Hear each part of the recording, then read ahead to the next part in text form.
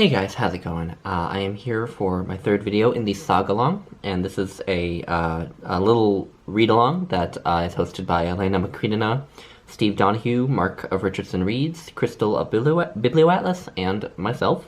I will leave links to all of the other hosts' channels, and we just thought it would be great to all get together in February to read some sagas of the Norsemen. Sagas by the peoples of, Iceland, Norway, Denmark, and such places. And so this week we are doing the saga of, King Harald Saga by Snorri Sturluson. And this is the first saga that does not take place and center around Iceland. It takes place in Norway. And this is also the first saga that has an identifiable author who we know stuff about. And yeah, Snorri Sturluson himself actually is Icelandic, but the entire story of this saga takes place in Norway. So, anyway, and so the saga of King Harald is a part of a larger work called the Heimskringla, which is this massive, just a monumental work that Snorri Sturluson wrote. And the Heimskringla, the name, I found out in the introduction to this edition, actually translates as the Orb of the World, which is just one of those titles you die for. That's just a great title for a book. But it's essentially a chronicle of the lives of the kings of Norway, essentially. It's sort of a way to tell the history of Norway through the lives of its kings. And the introduction to this edition emphasizes that it's not exactly reliable in all the historical details, and you definitely get that sense when you're reading King Harald's saga, because there are a lot of footnotes in this edition by the editor, where he sort of corrects dates and events, so you get a very immediate sense that a lot of the information is not accurate.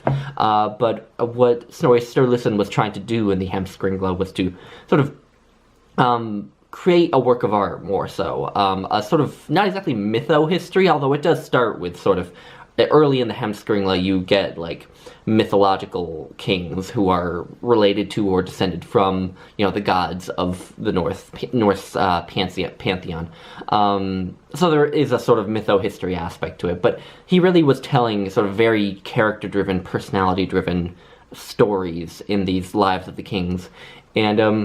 And yeah, when I heard of that, it sort of put me in the mind of Plutarch, because Plutarch was also, I guess I would think Plutarch was a bit more reliable as a historical source than Snorri Sturluson, but certainly his parallel lives, were still like very personality-driven, character-driven, a bit more about sort of, creating a good story and a work of art, rather than necessarily always being accurate.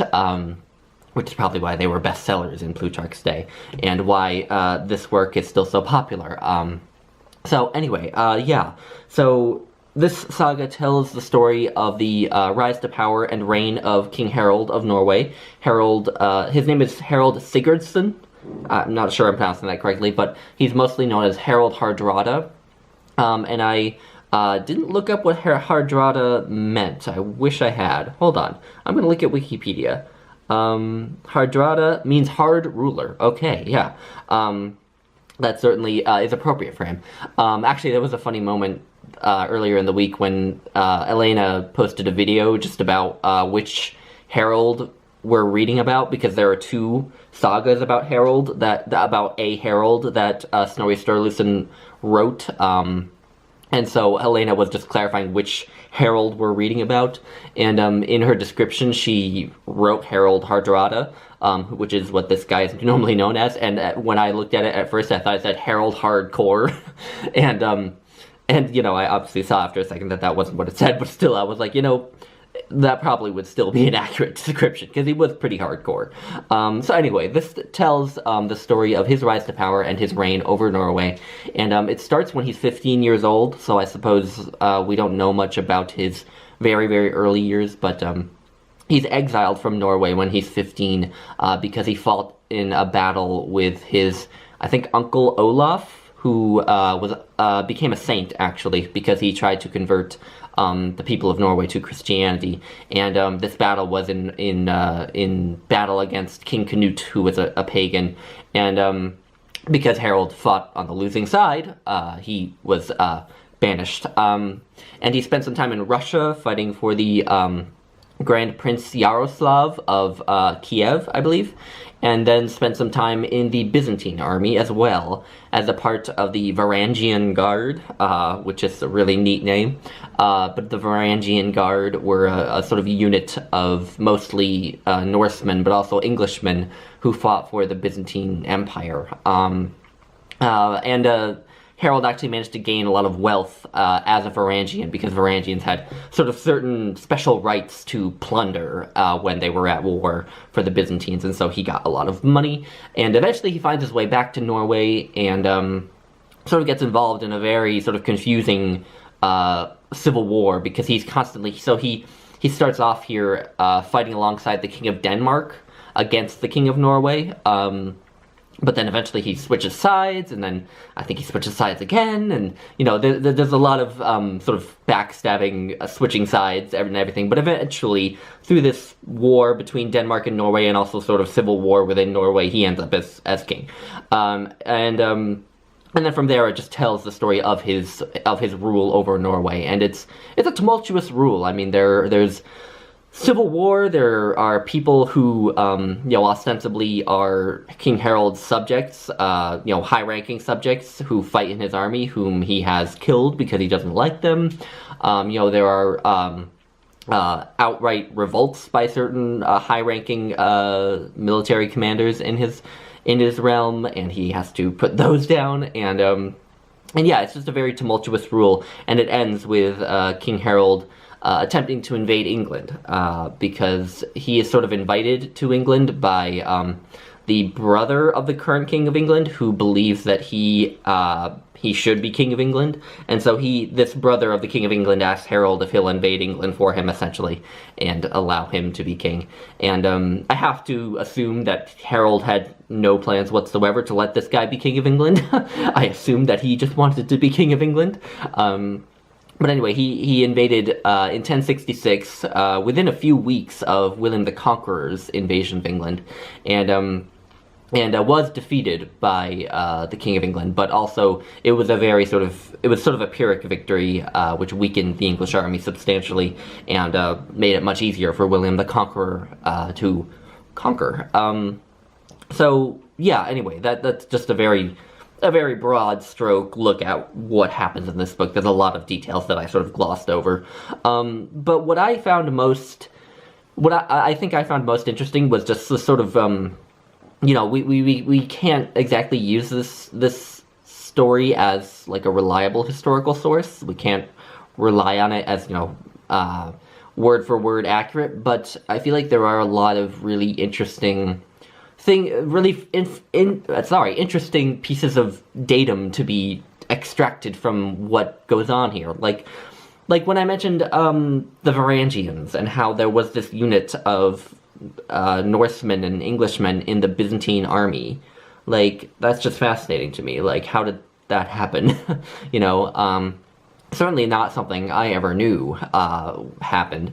And just little hints like that of history, how things were at the time. And there's also something else that I gleaned from it was the King of Norway wasn't an absolute monarch. It seems more like he was sort of first among equals, because there are underlings who talk down King Harald when he's king. There are people who, high-ranking people who revolt, and then when King Harald goes to collect taxes from the subjects of the piece of Norway that person who was in revolt ruled, the subjects would just refuse to give him their taxes, and he wouldn't necessarily do anything about it. It was apparently just a thing that people did sometimes. So it seems like, the King of Norway wasn't an absolute ruler, it seems like, necessarily. And when Harald, for example, in that example of the farmers who won't provide taxes, later on, he does end up going in with an army and just forcibly extracting taxes. When he does do that, I feel like we're sort of supposed to condemn it as a bad thing, him forcing taxes out of people who are his subjects. So I was really struck by that as well. And yeah, so I just found it really interesting in that regard. But I also just, I found Harald to be sort of an interesting character. He's really clever, and my favorite thing about him was all these sort of clever little stratagems he uses throughout his kingship to get the upper hand. And one in particular is early on, he attacks a town in Sicily while he's fighting for the Byzantines, and so this is what he does to capture the town, and this is what Snorri Sturluson says. So now Harald thought up a scheme. He told his bird catchers to catch the small birds that nested within the town and flew out to the woods each day in search of food. Harald had small shavings of fur tied to the back of the birds, and then smeared the shavings with wax and sulfur and set fire to them. As soon as the birds were released, they all flew straight home to their young in their nests in the town.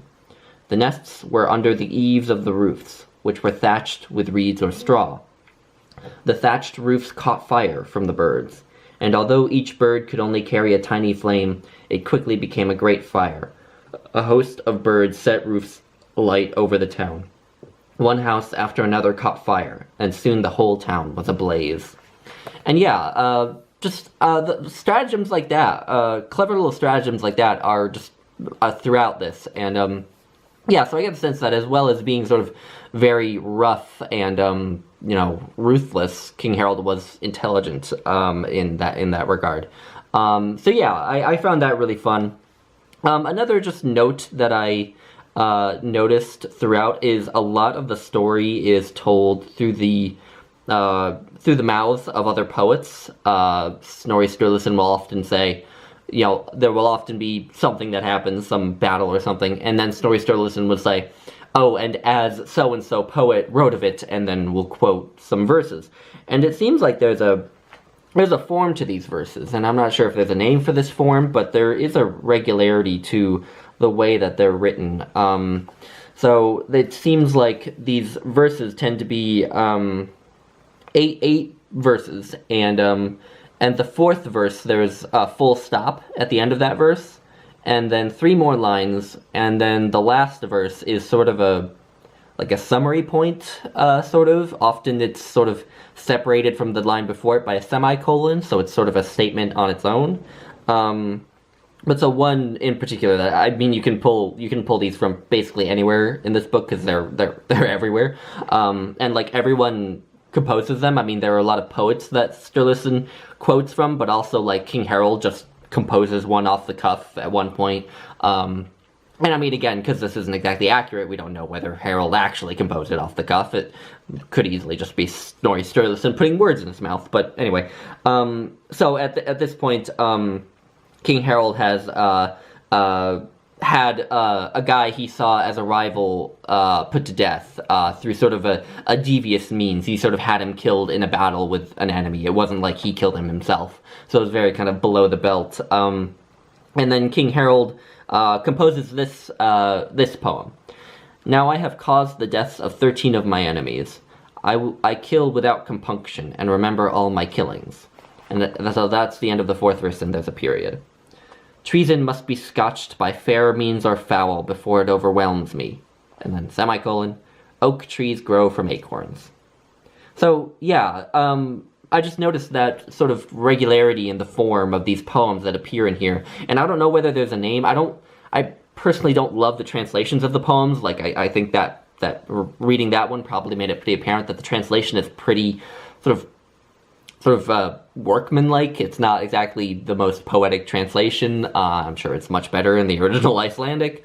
But yeah, so I found it interesting how Snorri Sturluson told a lot of the story through the mouths of other poets. And, I've already started to read the Prose Edda as well, and that's our book for next week. And it seems like a lot of that is also told through the mouths of other poets, and that's also by Snorri Sturluson. So yeah, anyway, that's some sort of disconnected thoughts on King Harold's saga. You know, it was perhaps not my favorite that we've read so far. I think my favorite is still the Saga of Gunnlaug Serpent Tongue. But I definitely found it very interesting. And, you know, I did not know that there was an invasion of England in 1066 by Norwegians. I only knew about, you know, William the Conqueror, the Norman invasion. So that was super interesting to learn about. Yeah, anyway, so that's King Harold's Saga. I'd love to hear everyone's thoughts. I can't wait for everyone else's videos. I'm sure they'll be much more, you know, informative and coherent than mine. I seem to be unable to talk about these sagas in any sort of, like, coherent manner. I just sort of flail around and free associate on the camera. But anyway, yeah, so next week we'll be reading the Prose Edda, and I will see you all then. So, bye guys.